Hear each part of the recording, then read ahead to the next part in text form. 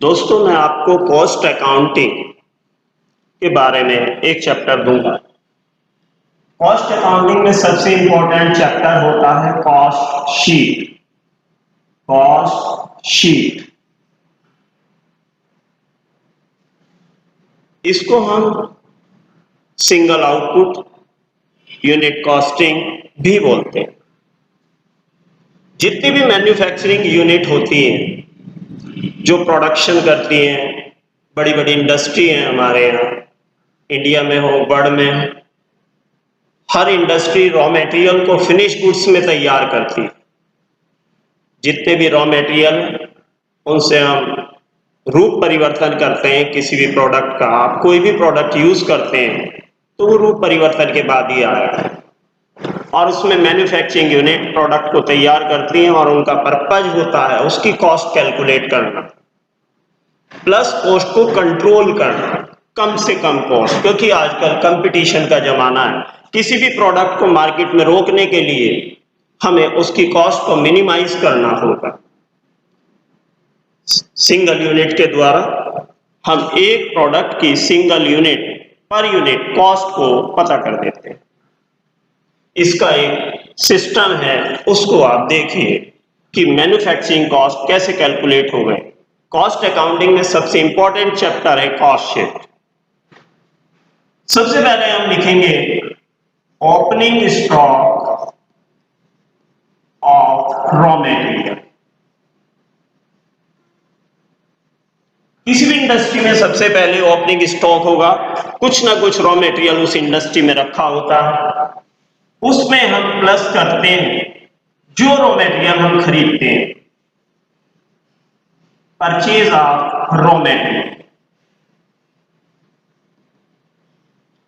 उसमें हम raw material खरीदने के लिए कैरीज देते हैं, फ्रेट देते हैं। खरीदने के लिए जो खर्च किया जाता है उसे इनवर्ड बोलते हैं, फ्रेट इनवर्ड, फ्रेट इनवर्ड। इसको ऐड करने के बाद इससे लेस करते हैं closing stock of raw material. Closing stock of raw material जो लास्ट में मैन्युफैक्चरिंग होने के बाद भी बच जाता है। Return of defective raw material, जो मटेरियल हम रिटर्न करते हैं, और इसके बाद रॉ मटेरियल स्क्रैप सोल्ड, जो रॉ मटेरियल खराब हो जाता है, वेस्ट हो जाता है, उसे बेचकर हम कुछ ना कुछ अर्न कर लेते हैं, वो हमारी कॉस्ट को कम करता है। इसके बाद आ जाता है डायरेक्ट मटेरियल यूज्ड। इसका मतलब है इतना मटेरियल हमने प्रोडक्शन में रियल में यूज किया। उसके बाद है डायरेक्ट लेबर, और इसमें से हम माइनस करते हैं एबनॉर्मल आइडियल टाइम, जो टाइम प्रोडक्शन में लगना नहीं था और बिना बात वेस्ट किया गया, जैसे लाइट चला जाना अचानक और प्रोडक्शन रुक जाती। और उसके बाद है डायरेक्ट एक्सपेंस। तीनों को मिलाकर सबसे पहली कॉस्ट आती है, उसे बोलते हैं प्राइम कॉस्ट, प्रारंभिक लागत।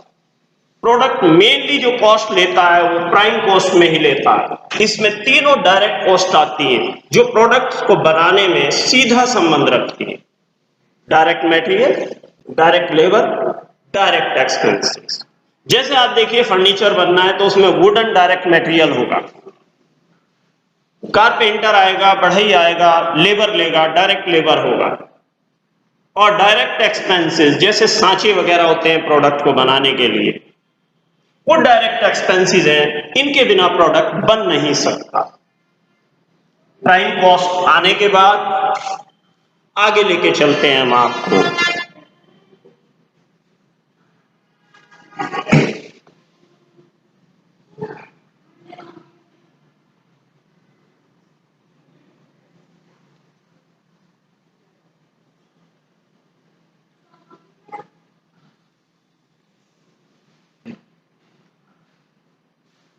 प्राइम कॉस्ट आने के बाद अगला स्टेप लेते हैं। इसके बाद फैक्ट्री ओवरहेड लेंगे। फैक्ट्री ओवरहेड, इसे हम फैक्ट्री से रिलेटेड एक्सपेंसेस बोल सकते हैं। उसके बाद जोड़ते हैं ओपनिंग WIP। WIP का मतलब होता है वर्क इन प्रोग्रेस और minus closing WIP। Work in progress का मतलब होता है अर्ध निर्मित माल। ओपनिंग और क्लोजिंग पहले रॉ मेटेरियल के होंगे, उसके बाद WIP अर्ध निर्मित माल जो ना तो रॉ मेटेरियल के रूप में है और ना ही अभी तैयार हुआ, मध्य अवस्था में है, उसका ओपनिंग ऐड होता है, क्लोजिंग माइनस। WIP का मतलब है कार्य प्रगति पर है, चल रहा है, और माइनस होगा सेल ऑफ स्क्रैप। इसके बाद वर्क कॉस्ट आएगा, इसे हम वर्क कॉस्ट बोलेंगे या फैक्ट्री कॉस्ट भी बोल सकते हैं। कारखाने तक के सभी एक्सपेंडिचर्स आ गए। इसके बाद ऑफिस ओवरहेड होते हैं, ऑफिस के खर्च, इनको ऐड करने के बाद cost of production. Cost of production, जो भी प्रोडक्ट हमारे बनाए उसकी total cost cost of production कहलाती है। उसके बाद ओपनिंग फिनिश, जो गुड्स पहले से ही तैयार अवस्था में है उसे हम ऐड करते हैं, और क्लोजिंग फिनिश गुड्स को माइनस कर देते हैं, और ये आ गया आपका कॉस्ट ऑफ गुड्स सोल्ड। और इसमें ऐड करते हैं सेलिंग ओवरहेड। सवाल एक उठता है, सेलिंग ओवरहेड बाद में क्यों किए जाते हैं? क्योंकि जो गुड्स सोल्ड किया जाएगा सेलिंग ओवरहेड सिर्फ उसी पर होंगे। और इसके बाद आ जाती है कॉस्ट ऑफ सेल। इसमें हम ऐड करते हैं लास्ट प्रॉफिट जो हमें चाहिए, और उसके बाद सेल आ जाता है। इस प्रकार कॉस्ट शीट तैयार हो जाती है। नंबर ऑफ यूनिट से आप टोटल कॉस्ट को ऐड कर ले तो पर यूनिट कॉस्ट आपके पास आ जाती है। सेलिंग प्राइस को, टोटल सेल को आप नंबर ऑफ यूनिट से डिवाइड कर दें तो सेलिंग प्राइस पर यूनिट आपको मिलेगी। यदि आपको हमारी वीडियो पसंद आई तो आप सब्सक्राइब करें और बेल आइकन को दबाएं, जिससे हमारी नेक्स्ट वीडियो आप तक पहुंचे। अब आप चाहेंगे मेरा परिचय। मुझे 32 इयर्स का एक्सपीरियंस है अकाउंटिंग और कॉमर्स का। मैंने M.Com किया, LLB किया, इकोनॉमिक्स किया, MBA किया, PhD किया।